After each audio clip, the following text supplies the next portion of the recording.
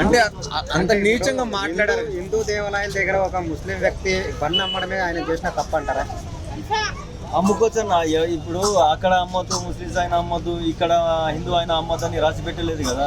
So ఆ anchor ప్రవర్తించిన తీరు అలాగే ఉంది. ఒక ముస్లిం అని చెప్పేసి ఆయన మీద పెద్ద పెద్ద వాళ్ళని పోయి పట్టుకోండి అన్న, పెద్ద పెద్ద వాళ్ళని పోయి అడగండి.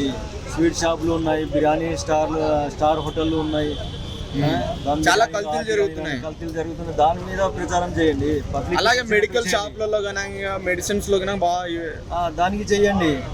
పబ్లిక్ కి ఉపయోగపడేది చేయండి. పబ్లిక్ పొట్ట మీద కొట్టే మీద కాదు. పబ్లిక్ కి అది చూసిన వీడియో కూడా అరే ఇట్లా ఉంటుందా అన్నట్టు పబ్లిక్ కి అర్థం అవ్వాలి. సోషల్ వర్క్ అంటే అది దాని మీద ఫోకస్ చేయండి. ఇది ఒకటి పొట్ట మీద దాని మీద ఎక్కువ ఫోకస్ చేసుకొని నేను ఏదో సాధించిన అన్నట్టు ఫీల్ అవుతుంటే పబ్లిక్ ఏమనుకోవాలి? ఇప్పుడు నేను ముస్లిమ్స్ అయిన మాత్రాన మీరు ఈ పార్క్ దగ్గర పెట్టుకోమని నాకు అంటున్నారా?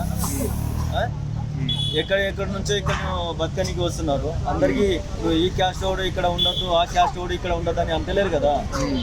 ఈ కించపరిచే వాళ్ళు మొత్తం దళిద్ర ముండా కొడుకులే, మంచోళ్ళు ఎవ్వరు చెయ్యరు. ఓకే అన్న.